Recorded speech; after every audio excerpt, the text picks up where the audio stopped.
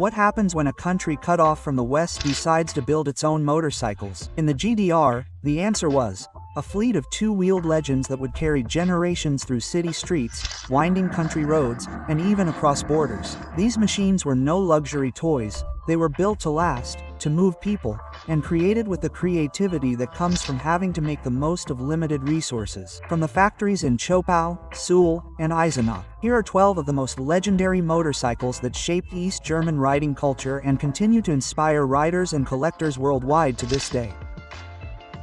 As the dust settled from World War II, the GDR needed mobility fast. From Eisenach came the EMW R35, a machine that carried the DNA of pre-war BMWs but now sported a new red and white badge.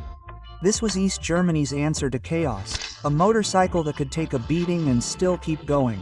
The R35 was equipped with a 342cc 4-stroke engine producing 14 horsepower, coupled to a 4-speed transmission with a Cadre drive. Its pressed steel frame was sturdy and, despite its conservative appearance, it was reliable on bumpy cobblestone roads. Early models had rigid rear ends, but improvements soon followed with telescopic forks and later damp rear suspension for greater comfort. 10,000 of the R35 were built and became a familiar sight in the GDR in the late 1940s and 1950s. More than just a means of transportation, it was proof that engineering could once again grow from dreams. Today, it is prized by collectors as one of the most authentic GDR classics. Short break. If you want to see more spotlights on two-wheeled icons like this one, hit the like button and subscribe to the channel. That way we can continue to tell these motorcycle stories. Thanks. And now, back to the video. If the R35 represented reconstruction, the AVO 425 Sport showed what East German engineers could achieve when given a little more freedom to innovate. Built in SU from 1949 onwards, it was available in two versions: the Tourer for everyday use and the Sport for those who wanted a bit more power. The 425 featured a 4-stroke engine with 250cc, and this engine was a real gem of its time.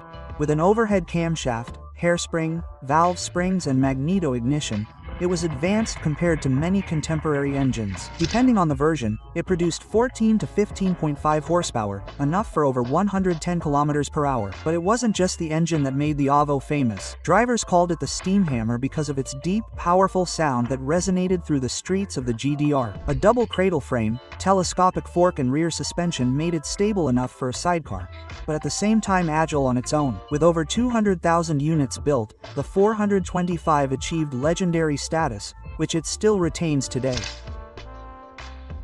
Among all GDR motorcycles, the BK 350 holds a special place. It was the first and only 2-stroke boxer engine ever built in East Germany and went into production in Zschopau in 1952. The name stood for Boxer Cardan and 350 for the displacement. An air-cooled 2-cylinder with 348cc worked under the sturdy frame, which produced 15 to 17 horsepower depending on the year of manufacture.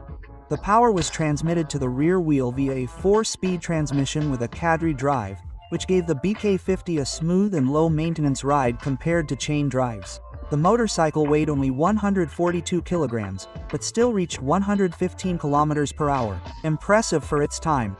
Its double fishtail exhaust system gave it a dull, powerful sound that many riders still fondly remember today. Thanks to its stable road holding, it was perfectly suited for sidecar use and many were sold as such.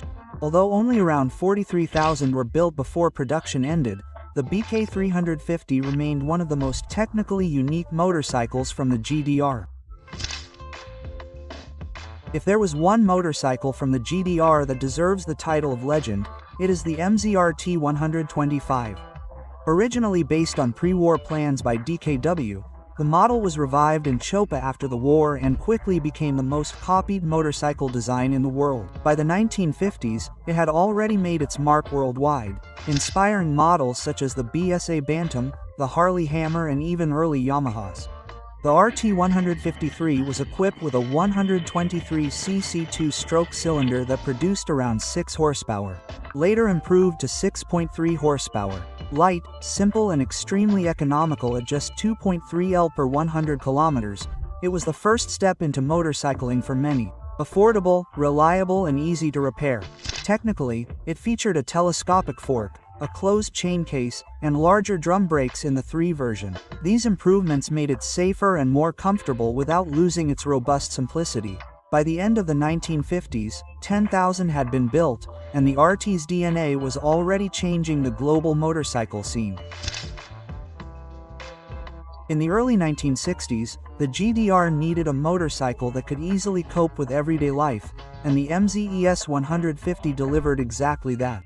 Introduced in 1962, it became one of the most familiar sights on GDR roads, a true people's motorcycle. The ES 150 was powered by a 143cc 2-stroke 1-cylinder engine that produced around 10 horsepower, enough for a top speed of around 95 km per hour.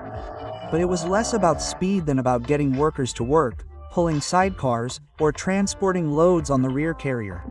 At just around 3 liters per 100 kilometers, it remained affordable for thousands of families. The design was functional, with the familiar ES full swing frame for more comfort, telescopic forks and closed chain case for durability. Robust, simple and inexpensive to maintain, it proved its worth in the toughest conditions. Over 450,000 units were built, making the ES 150 one of the most reliable motorcycles in GDR history.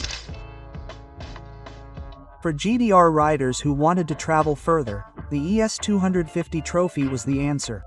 Released in the mid-1960s, this model was designed for comfort and long-distance travel, a significant step forward compared to the smaller ES models. At its heart was a 243cc Zactor with 17.5 horsepower, later almost 19.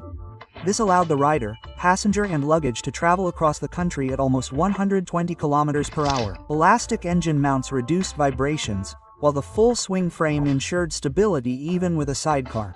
The name Trophy was not a marketing ploy. MZ had proven itself in international competitions with several victories in the 6 days trials, and this heritage was cherished. Wide cylinder heads improved cooling, and a 5-speed gearbox on later models provided smooth revving. For many East German motorcyclists, this was the dream machine. Strong, reliable and comfortable enough for serious touring. Even today, well-preserved examples are sought after collector's items that combine practicality with classic looks. If the ES 250 Trophy was the reliable tourer, then the ETS 250 was its sleek and sporty twin.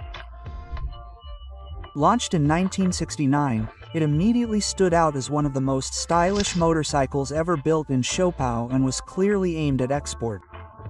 The ETS 250 had a 243cc 2-stroke single-cylinder with around 19 horsepower, which enabled a top speed of around 125 km per hour. Its low weight and telescopic fork made it more maneuverable than the heavy Trophy models. A slim tank, sporty seat and shorter skid plate gave it a striking appearance that was particularly popular in Western Europe. Over 16,000 units were built between 1969 and 1973.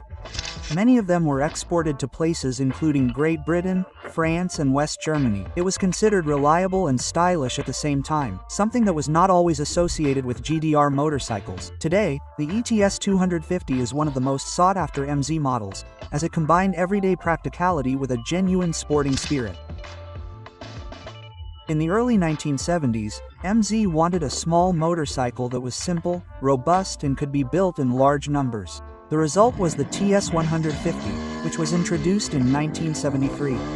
For many East Germans, this was the motorcycle that took them to work, to school or even across the border. The TS 150 used a 143cc 2-stroke engine with around 12 horsepower, enough for 100 km per hour. It was not fast, but it was reliable. The motorcycle had a hidden frame, a telescopic cable at the front and a swing arm at the rear. At just 115 kilograms, it was easy to ride, even for beginners. One of its greatest advantages was its economy, around 3 L per 100 kilometers. This economy made it particularly popular in a country where resources were scarce. Built in huge numbers, estimates range from 325,000 to almost 1 million, the TS 150 became the cornerstone of GDR mobility. Affordable, practical and durable, it embodied the concept of a motorcycle for everyone. If the TS 150 was the everyday motorcycle, then the TS 250 was its larger and more powerful partner. Introduced in the mid-1970s, This model featured a new design element, a bridge frame derived from off-road sports.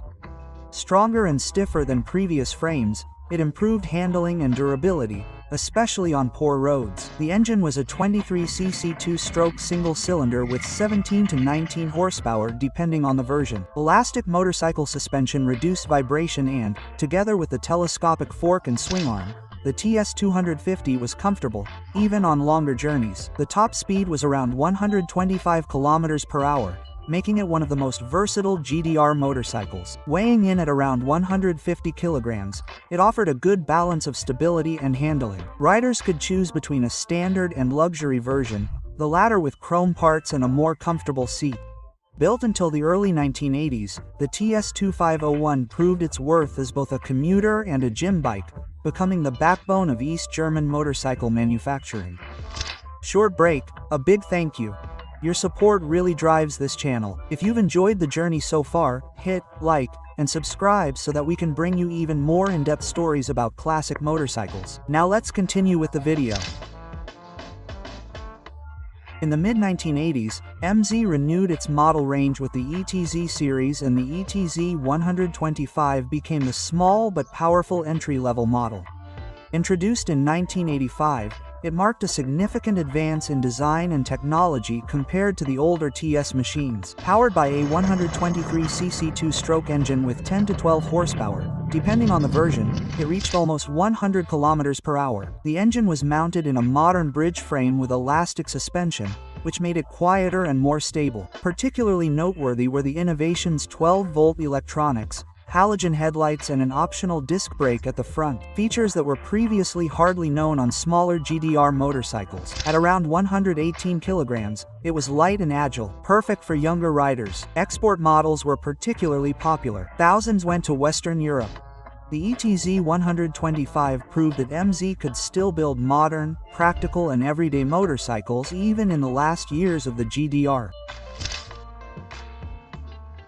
When the ETZ 250 appeared in 1981, it was clear that MZ had created something special. This motorcycle brought East German motorcycle construction into the modern era and became one of the GDR's most successful export hits. Equipped with a 243cc engine with 21 horsepower, it reached a top speed of 130 km per hour. But it wasn't just about performance. The ETZ 250 brought real improvements that riders appreciated. 12-volt electronics, halogen headlights and an optional front disc brake. Weighing around 160 kilograms, it was comfortable for touring and at the same time agile enough for everyday use. Fuel consumption was around 4 L per 100 kilometers. A large proportion of production went abroad, where Western riders rewarded its reliability. To this day, the ETZ 250 is considered the crown jewel of GDR motorcycles, the model that made East German engineering known beyond the borders.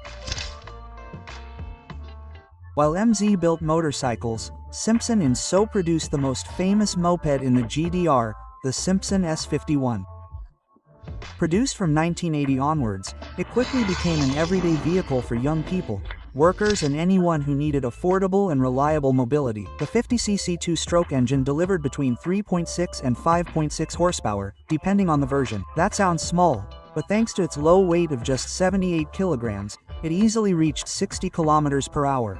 In a country where mopeds enjoyed special driving privileges, this was a huge advantage. It had a simple tubular frame, telescopic fork, rear swing arm and a 4-speed gearbox. Fuel consumption was just 2 liters per 100 kilometers, making it one of the most economical vehicles of its time. The S51 was released in many versions, from the basic model to the sportier version and off-road versions.